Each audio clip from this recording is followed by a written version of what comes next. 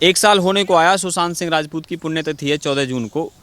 और अभी तक मैं समझता हूँ अब तक तो सुशांत के जस्टिस की ही हम लड़ाई लड़ रहे हैं, जबकि सुशांत के जस्टिस से आगे निकल करके जो सुशांत के फिल्मों में उनके साथ में गलत किया गया है, करण जौहर के द्वारा गलत किया गया है, उस पर एफआईआर होनी चाहिए थी भाई। उसकी जो फिल्म थी ड्राइव, उसको थिएटर पे रिलीज़ करवाना था। करण जौहर ने एक फिल्म सुशांत सिंह राजपूत को लेके बनाई ड्राइव, उसका कॉन्ट्रैक्ट में लिखा है कि वो थिएटर पे रिलीज़ होगी, लेकिन रिलीज़ कहाँ पे हुई? डिज्नी प्लस हॉटस्टार पे रिलीज़ हुई है 1 नवंबर 2019 को। अब हमारे साथ ही सुशांत सिंह राजपूत की लड़ाई को डे 1 से लड़ रहे हैं और जिस तरीके से अब चीज़ें निकलकर सामने आ रही हैं, आपको क्या लगता है कि कितने और दिन बाकी हैं अब हमें सुशांत सिंह राजपूत के इस पूरे मामले में न्याय मिलने के लिए? क्योंकि अब लगभग 1 साल हो गया है, सिर्फ 3 दिन बाकी रह गए हैं 14 जून को आने में।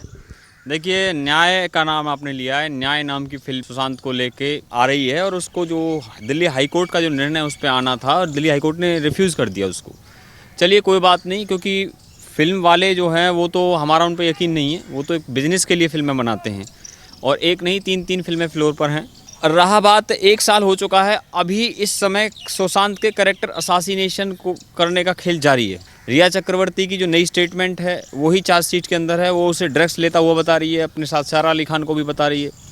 लेकिन यहाँ सवाल ये है, जितने भी उसके साथ को स्टारों ने काम किया सुशांत के साथ में, वो उसके डिफेंस में नहीं आ रहे हैं कोई भी, चाहे वो अंकिता लोखंडे हो, चाहे वो कृति सेनन हो, चाहे वो परिणीति चोपड़ा हो और चाहे वो सारा अली खान हो, ये इनमें से कोई भी, संजना सांगी हो, चाहे कोई भी उनके डिफेंस में नहीं आ रहा।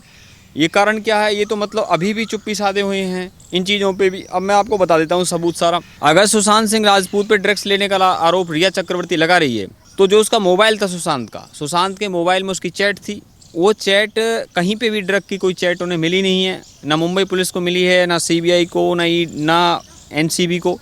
तो उसमें किस आधार पे ये बात की जा रही है? क्योंकि जब चार्जशीट लगी है रिया चक्रवर्ती के ऊपर, उस चार्जशीट में रिया चक्रवर्ती की चैट भी शामिल हैं, चार्जशीट के अंदर वो पेज भी शामिल किए गए हैं। टोटल 4000 पेज की चैट रिया चक्रवर्ती की थी, जिसमें से कुछ पेजेस एनसीबी ने चार्जशीट के अंदर लगाए हैं। अगर ऐसी कोई बात होती तो सुशांत की भी कोई कहीं ड्रग्स मांगने की कोई चैट होती और मुंबई पुलिस तो अब तक उसे प्रेस कॉन्फ्रेंस करके दिखा चुकी होती। ये तो उसी दिन से कैरेक्टर असैसिनेशन में लगे हुए थे। अब एक चीज़ मैं बता दूं, ये जो सारी प्रैक्टिस की जा रही है ना, नेपोटिज्म के खेल बंद हुए हैं।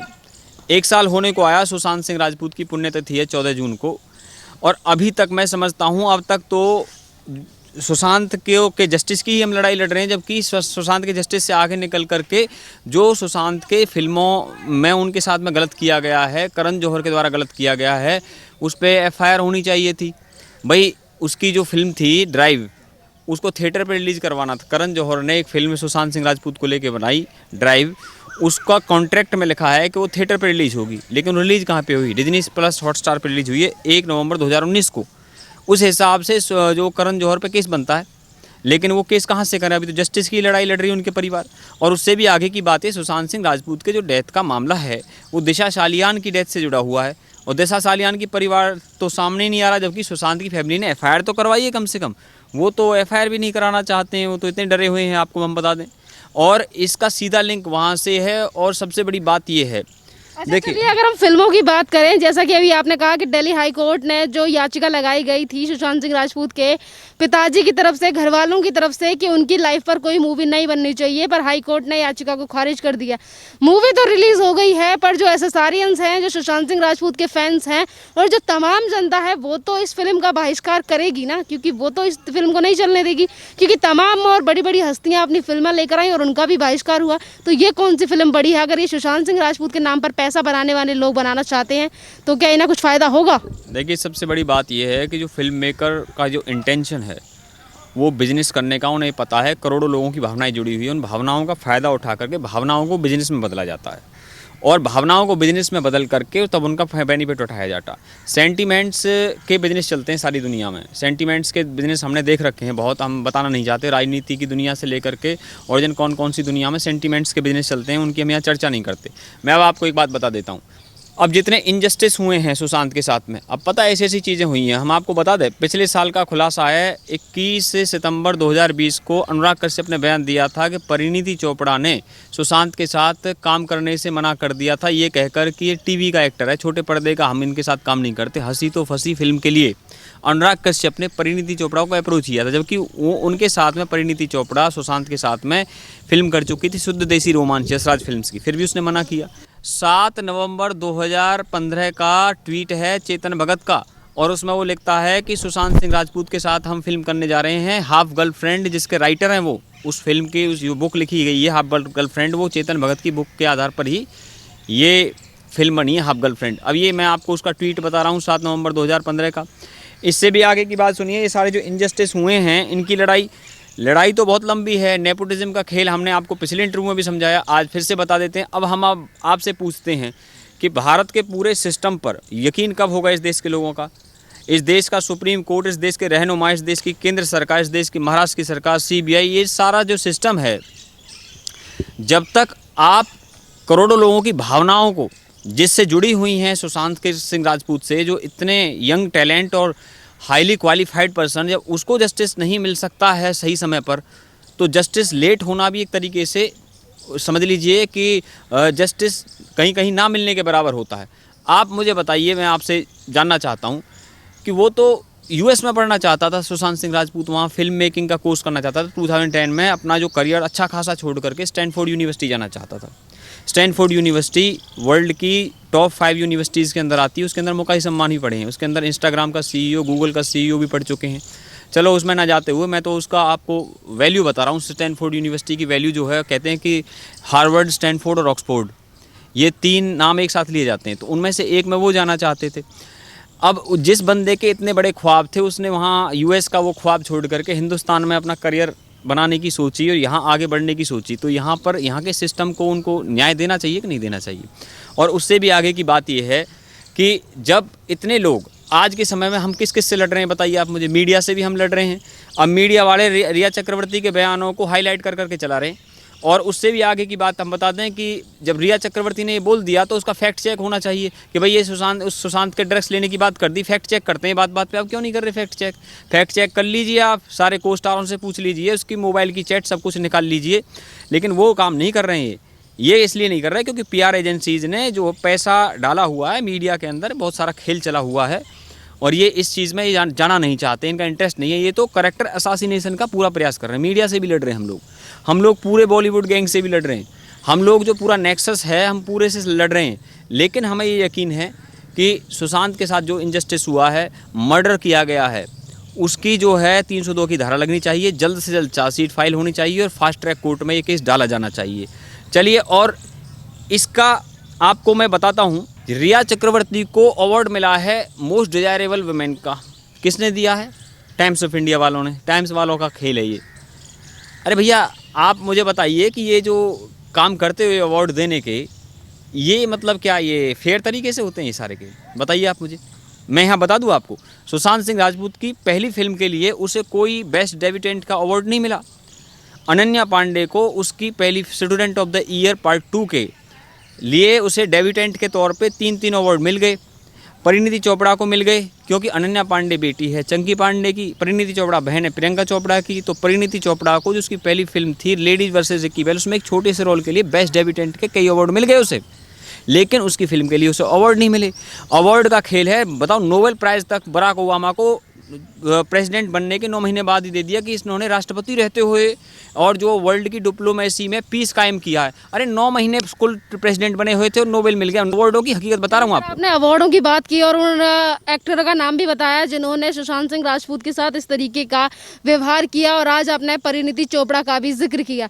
बात यह है कि अगर मूवी को लेकर हाई कोर्ट की तरफ से कह दिया गया है कि मूवीज पर रोक नहीं लगेगी और याचिका को खारिज कर दिया गया है, तो सवाल ये भी है कि मूवीज का जिक्र तो जिस तरीके से दौर चलता आया है वो बनाते रहेंगे, अपना पैसा कमाने के लिए किसी की भी आधारित लाइफ पे मूवी बनेंगी। पर सवाल उन लोगों के लिए, क्या इन लोगों को बेनिफिट मिलेगा इस तरीके से मूवी बनाने के लिए? क्योंकि जो नैरेटिव चलाया जाएगा, जो मूवी बनाई जाएगी, उसमें कहीं ना कहीं रिया चक्रवर्ती को अच्छा दिखाने की कोशिश, और जो सुशांत सिंह राजपूत का मर्डर हुआ है उसे कहीं ना कहीं आत्महत्या दिखाने की कोशिश ये बॉलीवुड वाले करेंगे।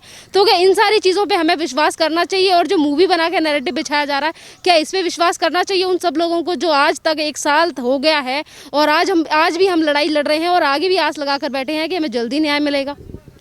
देखिए, मैं आपको पहले ही जिक्र कर चुका हूँ, मूवी वालों पे हमारा भरोसा नहीं है। और मैं आपको ये भी बता देना चाहता हूँ इस विषय में, चलो मूवी से हम बता ही दें, रिया चक्रवर्ती की जो चेहरे फिल्म है, कोई बता सकता है ये फिल्म अब तक क्यों रुकी हुई, रिलीज़ क्यों नहीं हो रही है? ये कह रहे हैं कि कोविड की वजह से आगे बढ़ा रहे हैं, झूठ बोलते हैं लोग, सच क्यों नहीं बताते? थिएटर वाले उसे खरीदना ही नहीं चाहते, ये है इसकी हकीकत। हम आपको मूवी की हकीकत ही बता दें।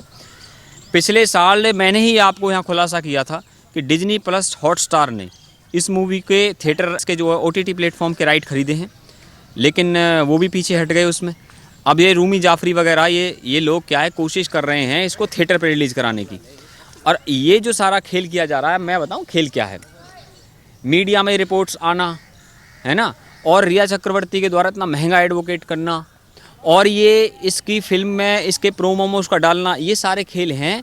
अभी तो आगे की बात सुन लीजिए, ये अंदर की प्लानिंग तो ये भी सामने आ रही है, बिग बॉस में ना ले लें इसको, रिया चक्रवर्ती को, आप ये समझे। और भी और खेल होंगे, अभी तो देखना रिया चक्रवर्ती के पक्ष में सहानुभूति वाले बयान आने वाले हैं अभी कुछ दिन में, ये चालू होंगे।